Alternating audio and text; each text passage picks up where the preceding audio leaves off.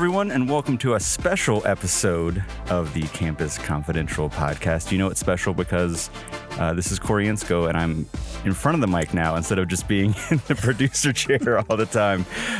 So they only let me out for special episodes, so it's fun to be talking to you all. But I'm here in person with Kelsey Finn, who happened to be in Charlotte this week, and so we got her into the studio to talk about some behind-the-scenes action for the podcast. So how you doing, Kelsey? I'm doing great. No, yeah, it's kind of fun to be here. I'm no Loren in the studio, Yeah. So how we're going to piece this together is also behind the scenes. Yeah, we're gonna get Loren in. Don't worry, you'll hear from Loren later. We're gonna do some magic to make that happen. Yeah, how does it feel not opening the episode and having someone else open it for you? It feels fantastic. I love sitting here. Kind of, you don't realize the pressure to start something or to sit in roles that you don't normally sit in. Yeah. I feel like it puts us all outside of our comfort zone. Yeah, what you won't hear in this edit is the long pause I had to take to think about what I wanted to say to actually open the show. So, and I host other podcasts. It's just when you're not doing your own thing on a normal podcast, it can take a little bit to get your head in the right space. And it feels like you wanted to take a moment to actually respect how the podcast flows. Mm-hmm. And if it's not the podcast you host, you're like, how do I show up in this space? I don't know. We'll figure it out. Exactly. Well, so what we want to do is this idea, you all listeners on a regular basis, or maybe this is your first one listening, but you'll notice we send out teasers on LinkedIn on the weeks that we don't have new episodes. And then for our episodes, we start each one with, I think it's called a cold opening, but I'm not sure that's right. Is it right? That's what I've always called it. I don't know if that's the technical term. I think about that. Like, I know it's like a TV term too, of like the part of the show that happens before the credits, like that cold open part. I don't know if it's technically that since there's music under it, but yeah, it's that little like first minute of every episode where we pull something from the episode usually and pull it up to the front. The idea being hopefully to grab somebody's attention and give them a hint as to what's coming in the full episode right there in that first minute. So that's something I go through and I'm looking for when I edit it. So Corey's the person behind the cold openings for our podcast as he's listening and producing the podcast, editing it.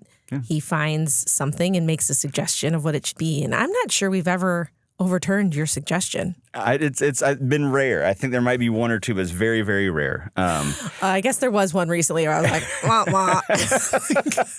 But I always want that feedback because sometimes you can get a little deep in the weeds and trying to figure out what makes the most sense. But yeah, typically what I'm doing is when I listen to the interview by itself first. So we record, obviously we have the introduction we have extra credit we do, but I listen to the interview before I listen to any of that and go through all that. I'm usually just kind of putting markers on the file where I think there might be something interesting. And then after I've gone through that, I go back to all of them, listen through and decide where to pull and what to pull and put it up there. And there's usually a few things technically I'm looking for. One is just how long it is, because we don't want it to be too long before we get to the actual episode. Like a minute's long enough before we get to the actual episode. So I'm looking for something that's relatively short that'll fit in kind of that music space that we have for it.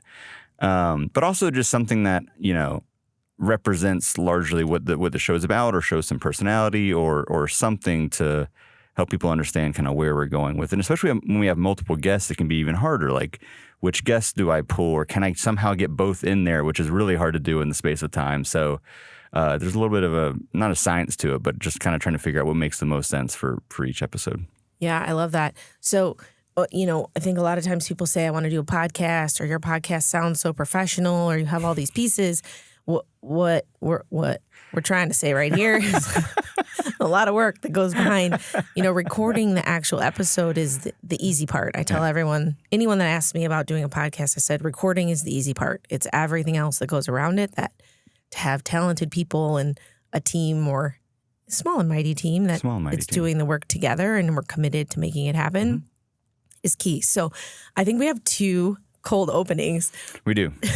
That we're going to replay and maybe give a little context of why those were the ones picked. Yeah, so I'll play two of them. The first one, there's kind of two examples of what I'm looking for usually, and I've touched on it a little bit, but sometimes it's something entertaining or funny. Like, that's what I'm looking for sometimes. just because that's a good way to bring somebody in, is to kind of, get their attention or make them laugh or something like that early on, or even show our guest personality if we can too a little bit.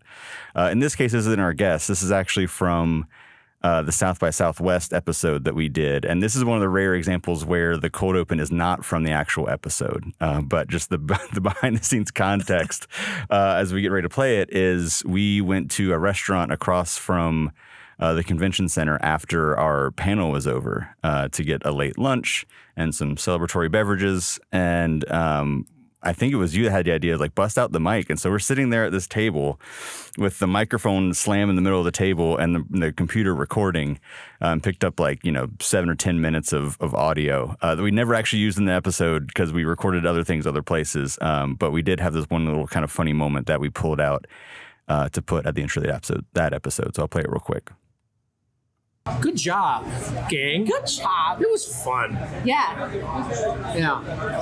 What is gonna be your beverage of choice to celebrate? Feels like I need to get something very Texan. Yeah. Either an Austin Beer Brewing, what's it called, or maybe even a Lone Star if I'm keeping it sort of boots and hats. I'm gonna do the Silver Moon Margarita. Just beer for me. I'm keeping it simple, man. Yeah. I love the boots and hats line. That makes me laugh every time he gets if I'm keeping it boots and hats, which is a phrase I want to incorporate into my life more often. I also just love, I'll have a beer. Okay, we have 1,000 beers. Which one would you like? But that's what they do in TV shows that I always want to be able to do is walk into a bar and be like, I have a beer. And they just know what that means. So Loren did it. And I also think it just, there was such relief that we did it. It was a success. It was... Mm-hmm. I love that moment in time captured. Mm-hmm. Yeah, absolutely. And again, I kind of speaks that to the experience and the two of you and seeing your personalities. And I think that was really a good idea to capture because we definitely had the reflection time the next morning, and that's what made up a lot of the actual main episode outside of the interviews we caught. But it was nice to kind of get that immediate, celebratory reaction to the adrenaline coming down and all of that. I do think you all said we should just put microphones on you while you all walk around. So that was the closest we got to it. All right. So then there's kind of the flip side where it's like, hey, there's something that this nugget was so impactful on what the person said. So talk a little bit about that. Yeah, so that's a lot of times what I'm looking for is there a spot where someone either just sums up the topic really, really well and succinctly, or just says a really powerful statement or phrase or idea or whatever that might be. That's usually what I'm kind of listening out for. Something makes me go, oh, and then I'll mark that and come back to it. And I think stupid computer notifications. Wah. I say we leave that in. We also tell our guests to turn off their computer notifications, and Corey didn't turn his off. I'm quitting all my things now. It's amazing. Don't listen to my own advice. This is terrible. It's perfect. We're all human.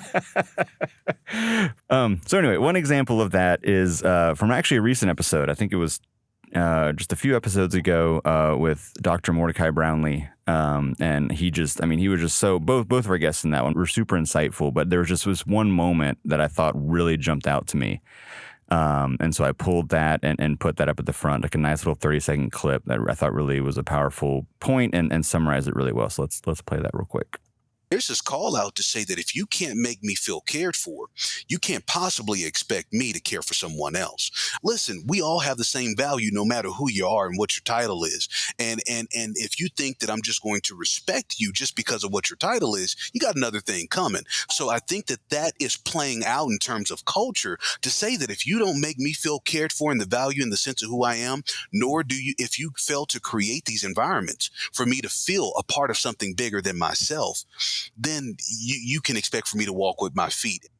Preach. Yeah, I don't really know if there's much else to say about that. Yeah, he was, he's a powerful human that's going to is doing and will do big things in higher education. So, yeah. The only hard thing sometimes is when someone, and this is true about most of our guests, honestly, it's so well spoken is finding a way to cut them at a point where I can keep it to like 30 seconds or so, because their point's so good and they keep going on. It's like, all right, how do I trim this down to 30 seconds and make it a nice little soundbite, because there's so much good stuff in there. But I thought that was a really nice example of the more serious version, but a really powerful way to get his thoughts in there early on. Yeah, I love it. So cold openings, they're fun. It was Corey's suggestion, and we're going to keep doing them. And if you're all out there and listening and want to say which ones you like better, the funny or the serious, we're open to feedback. So the other piece that we wanted to talk a little bit about was the teaser clips. So we picked teasers. Yeah, so I'm gonna throw this back over to you. So I pick the cold open most of the times. The teasers, which is what we mean by that, is the clips we'll put on LinkedIn and social media.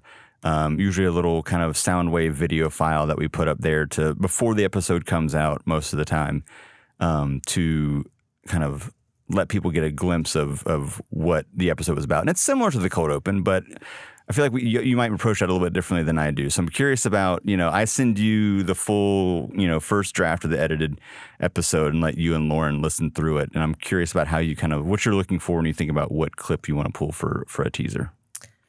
So we get the clips usually on a Friday. So it's a weekend activity, right? So between Saturday or Sunday, I get up and I'm like, okay, I have to feel ready to listen to my voice and the whole experience it again. And really, I just start listening. And for me, and it'll be interesting, we're going to ask Loren the same question. For me, I just listen. And as soon as I start to feel like, oh, I'm lost in the episode, like I'm listening to someone else's podcast. Mm. I hit pause. And I don't have the fancy tools that Corey has, so then I'm usually on my phone. So I have to rewind. Is that what you even say, rewind? Yeah, I think so. I think Still so. the word. Rewind, listen again, write down the time, listen through the whole. And then kind of the same thing that you were talking about is, okay, we can't have 2 minutes. It has to be a minute or less. Usually 30 to 45 seconds is better for LinkedIn, I think. Mm-hmm.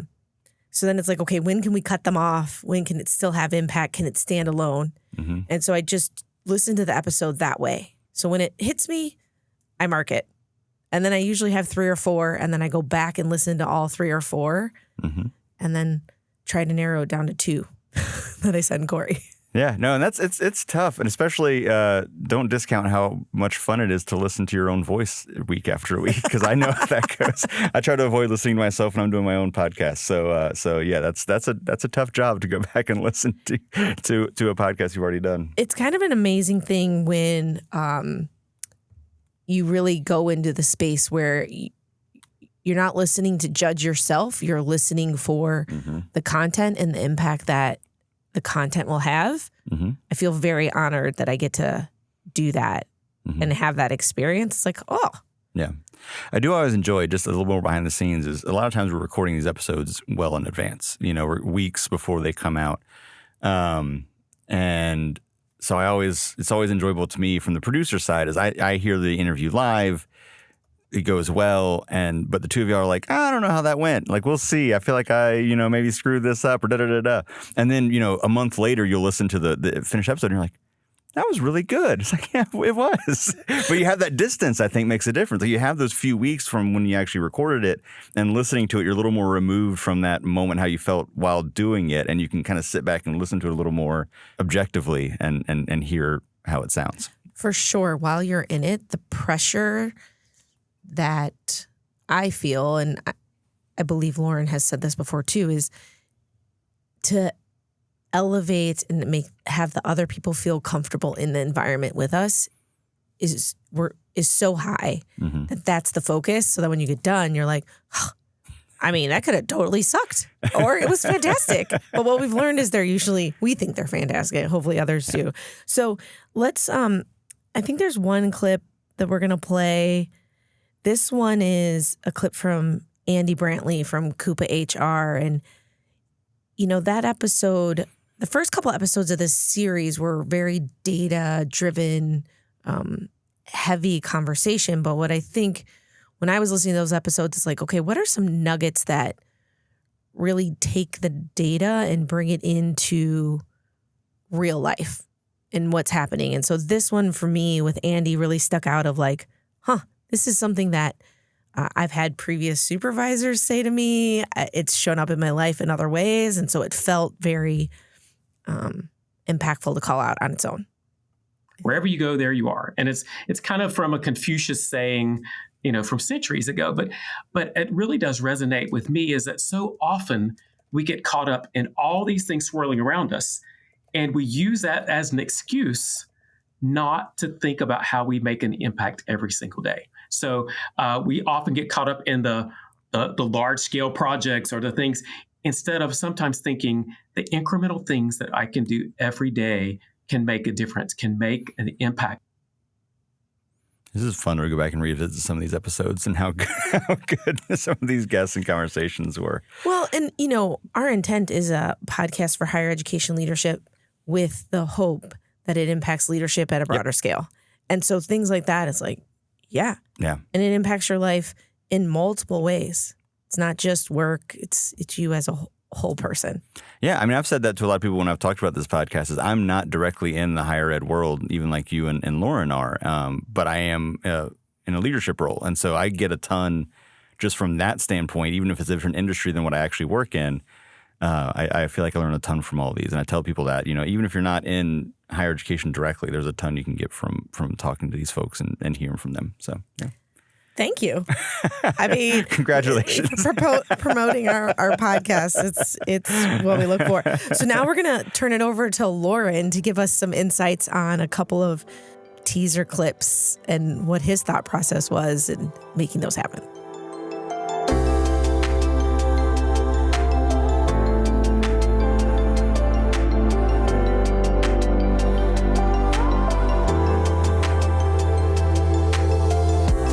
All right, Loren, we'll welcome into the virtual studio. Unfortunately, we're not able to be in person as me and Kelsey were earlier, but good to see you virtually. How are you doing? Doing great. This is like a today without Kelsey. We're just kind of broing out here. I know. We already, before we even started recording, we started talking about racing and all kinds of cars. stuff. So it's a good start. Yeah. Well, yeah. So this is kind of funny that I get to talk to each of you individually. But we're talking about some of the behind the scenes stuff we've done, or a little bit of a behind the scenes peek into what kind of comes into building the episode and how we think about the different pieces of the episode. And so earlier we talked about the cold opens that I do and Kelsey and how she thinks about teasers. And we wanted to kind of throw the same question to you about when we're looking at those teasers, those things we put on LinkedIn or the clips that we decide to pull and share on social media or wherever to kind of get people interested in the podcast. How do you think about those when you're listening to those drafts of the episode? What are you looking for as far as something that we could pull out and share as a little teaser? Well, first of all, short. I mean, I tend to think if it's more than a minute, it starts to fall out of that teaser category. Not always, but I mean, I like the shorter ones where you can get an idea of the episode pretty quickly. So that's one. I think when, not that they're sensational, but when they pique somebody's interest, like, oh, what is that about? Without giving away the whole story. That's sometimes kind of, without trying to force a sensational, headline or something. It's not, it's not clickbait, but a little bit of, I wonder what that's about. And then I think too, when there is enough of, to me, when there's enough in there that I know what the episode's about because there's something in it, but I want more. Mm-hmm. And usually I have found people have been really quite quotable. I mean, they're somewhere in that episode I have discovered through doing this with you and Kelsey that I just trust that somewhere in here is a good little teaser. And I don't worry about it until it's all done and we hear it. I know there'll be a good teaser somewhere and there'll be a good 30-second or a minute teaser that we can pull. So short, enough that I can tell what this thing is about and not so much that I've got all the answers I need, but I actually am piqued to want to hear a bit more. That tends to be what I think about. Absolutely. You mentioned, clickbait, but I think about it as, in a way, kind of that headline in some kind of way, that headline and preview. I come from the journalism world. Like, what's that thing that's going to get their attention, give them just enough information to know what it's about, but not give away everything, and encourage them to click in and listen and go deeper into it. So I think, totally agree. I totally agree with that. And to your point, I always know there's going to be a teaser. I think if anything, the problem is sometimes we have too many options, and that's when we end up like making 3 or 4 versions and decide which one we want to share. So sometimes we have too much insightful commentary happening in the show, and not too much. We have more than we need, so we have to sit there and kind of sift through and decide what we want to use. And the other thing too, and this is probably more on you than it is Kelsey or me, but there's also, you want the delivery of the teaser to be consistent and not a lot of, not a lot of pauses or dead air like I sometimes do, or interruptions. So also that it has a nice flow to it, I suppose. Yep. And as a person who's editing all of this, I'm sure that matters to you too. But I think about that as a teaser quality. And that's a good point. There is some editing that happens with that sometimes too. Like if you get really nitpicky and listen to it, like the teaser might be slightly different than what's actually live in the episode. Not different enough that it's changing any of the meaning or any actual words. It's just maybe cutting out some of that dead air, or cutting out some filler words, or cutting out where they restarted a sentence or something like that, just to condense the time and make it a smoother flowing teaser or cold open. There's a little bit of editing that goes in that to make it a little bit smoother, but not so much to take away from it. Because you want it to be a nice, smooth 30-second to a minute clip there for someone to listen to. Yeah. Have you ever had to cut out one of us sneezing or hiccuping or anything? There's definitely been. There's sneezing, coughing, especially when you get into those wintertime recordings. You get those, or the allergy recordings. We get we get some of that. So that's not a problem. I don't mind doing that. One where I could hear how stuffed up my head was in the recording. Well, you do a good job at it. Thank you for that. Oh no, thank y'all. I mean, there's Kelsey mentioned this earlier, but there's so much work that goes on outside of the actual sitting down and doing the interview. Let's play one teaser clip that we picked that you wanted to talk a little bit about, and it actually comes from our episode with E15. And I don't know if you want to set it up any at all before we play it, or any thoughts about why you kind of like this teaser clip.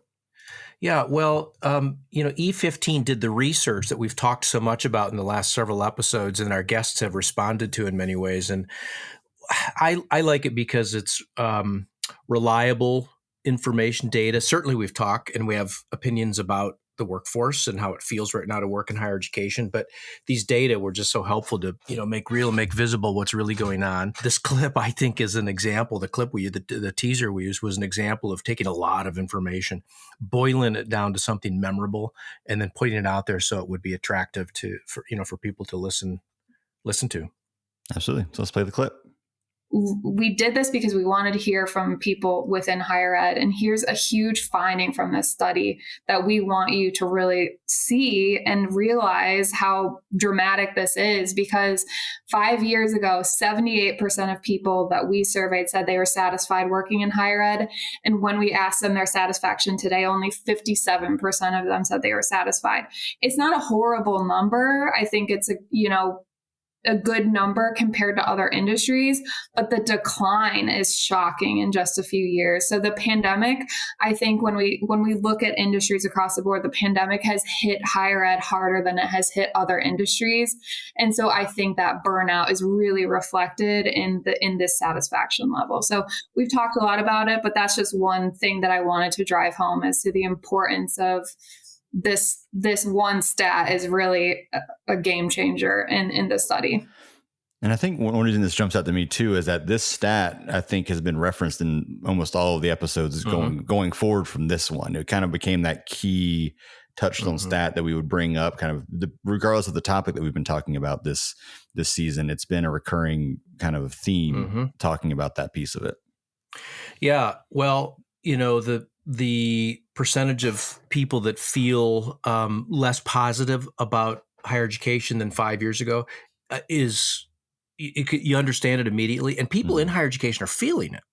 So, or many are feeling it, not everybody, but many are feeling it. So I think, saying it's a huge finding says, she says it's a huge finding. She's the researcher. I think that makes it, stand out as something to remember and repeat and work around. The clip was short. I think it was a minute or less than a minute. A lot of information in there, stated really clearly and understandably.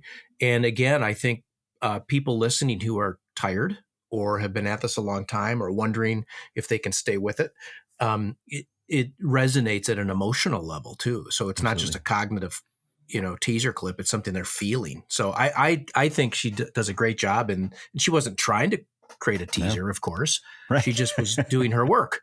But it became, I think, a great teaser with all those qualities that you want to put out there, to me anyways. Yeah, that is the amazing part, is that we don't set up people to record a teaser. It's just that naturally, these people naturally have these moments where they are able to distill something so well in a really good clip there, and we're able to pull that out. That would be funny, though. We should ask people, we want you to make a teaser. Just and then we could string them together in a blooper reel. Yeah, I was gonna say, I feel like it must be harder for them if we put them on the spot to say, like, you have a minute. We're gonna put the clock on you. You have a minute to be insightful. Maybe like you do to Kelsey and me. Yeah, exactly. All right, one more thing before we let you go. Another kind of behind the scenes piece is you are the person responsible for writing the episode descriptions each week that we put, in the show notes and all that. So I'm curious, in a similar kind of way, like, what are you thinking about when you're listening to the episode and when you go to sit down and write that episode description, even the title of the episode? What are you looking for, and how do you think about putting those together when we get ready to publish? Well, what people may not know is, I don't know, we didn't really talk about who would do what for this podcast, but we fell into some roles that we just have stayed with. And I think, and I hope it's still working. So Kelsey has done a lot of the initial outreach to guests and trying to get that coordinated with you and how we record. In truth, Kelsey and you have probably pulled more of the teasers or found more of the teasers that would be really great. That we've put out there. And then I started writing episode descriptions early and share them with you and Kelsey for editing. And the way I started, Corey, was I just looked at other podcasts. How do they write these? How long are they? And, the podcasts that are kind of like ours, where they're not meant to be, comedy podcasts, but they're not super serious, Right. And so I tried to, how long are they? How long is a title? And that kind of began to shape what I had not done it before. I started to write. So what I tend to try to do is, I haven't counted words, but I think if you look at our page, you can see they're about the same length. It's a few sentences. I don't really think people want to read a whole lot. Right. You should be able to get the gist of it pretty quickly. I think it's good. It's not universal. I don't want to force the humor, but if we can have a little fun with the episode description, I'd like to try to do that. And usually the episode gives you that, or it doesn't. So when we were at South by Southwest, I thought I got to play up the boots and the hats thing, or boots and hats. If Kelsey and I had a funny exchange, or somebody said something really humorous, that's something to work around or riff off of in the episode description. And what I've noticed when I write these is I tend to try to generally do that kind of as the last bullet point of the episode description. I'll tell you what it is, and then have a little fun at the end of the paragraph. The titles, it's usually like the theme of the episode. So we've talked a lot about individual at scale over the last year. Somebody said that in an episode, I think, and it became the title for that episode. But we've sort of, talked about it all the way through. And so usually I feel like the episode gives you a theme or a one-liner that is a good episode. The individual at scale, I look back at it, came from Jim Dwyer last summer when we released that episode. So yeah, it's usually some kind of little insightful piece that encapsulates everything. But I think your point about the humor is a really good one too, because it's come up a few times, and why we've been talking about this is that I think we're talking about very serious topics a lot of times, really important topics in the world of higher education. But the tone we've set from the beginning, even going from like when we wrote the episode or the show description, was kind of for a lighthearted, we want to have a little bit of fun with this too. Like, we're talking about serious things. We want to have important conversations, but we're not going to take ourselves too seriously either. We're going to make this a little bit fun. And so I think it's good to keep that weaved through the episode descriptions, the teasers we pull, the extra credits we do. It's all kind of in there to show that, this is not just a very serious buttoned up conversation. We're talking about important topics, but we're also, having a little fun with it and finding levity where we can. Yeah, great point. I mean, even the very first conversation about description of, we said this bleep is hard. Right. And, even that, little asterisk, we won't say it on air kind of thing was meant to be tongue in cheek. And we've tried to do that throughout. And when I look at the episode descriptions, I mean, the latest one, The Great Reflection, Dr. Todd Sevig said, this is a moment of great reflection. I thought, oh boy, that's a great title. Dr. Mordecai Brownlee said, systems do what they're designed to do. I thought that's a great title. Yeah. I think it was Molly Kurth said, trust at scale is culture. So usually I guess I've noticed now that I think about it, when you ask that the titles come from the guest and they're usually serious. Mm-hmm. Those are usually serious. Sure. Then the description is factual. Mm-hmm. Or inviting, I want somebody to say, oh, that looks interesting. And then hopefully there's a moment we can just say something funny in there too, but not always, it's not, I don't try to force it. Yeah. I have one more question on this too. So when you're talking about those pieces that they say that you jump out, are you writing these down as we're recording, or are you catching them so you're actually catching those live in the recording usually? Okay. Yeah, both. I certainly take notes because it jogs my thinking to ask another question. But after a few episodes, when we first started this, I noticed that something stood out to me in the moment, and I don't always get a chance to ask the question, but it was so poignant that I wanted to be able to go back and look at it. And almost, when I think about over the last year, probably almost always in the middle of the recording, the title has come up to me and I wrote it in my notes. And then of course we listen to the episodes after you've edited and we do some commentary about what we might want to change, if anything. And that's where the description to me really comes from, is after having listened to it as a listener. Yeah. But the title has come during the recording. Yeah. Well, awesome. Well, I think that wraps us up here. We'll let everybody get back to their wonderful Memorial Day. Do you have big Memorial Day plans, Loren? Indy 500 for the first time ever in my life. Yes, that's exciting. This is why we were talking about cars earlier. So yeah. How about you? What are you doing? I think we're actually staying around here, probably hitting the pool a little bit. We've had a lot of busy weekends in May. It's been one of those months where we've got a lot going on every single weekend. So I think for Memorial Day, we're going to keep it low key, hang around the house, grill out some burgers, go to the pool, have a good time doing that. So nothing too crazy, but nice. Look, I don't know if you watch the Indy 500, but there's only going to be 100,000 and something people there. So look for me. I'll wait. I'll look for you. I'll do a really big zoom and circle you on there and send it out to the group chat. But thanks everybody for listening. Again, have a great Memorial Day. Still have a few more episodes for this season, so stay tuned for the coming weeks as we kind of close out this season we're doing with some really great episodes and guests there too. So look forward to seeing you then.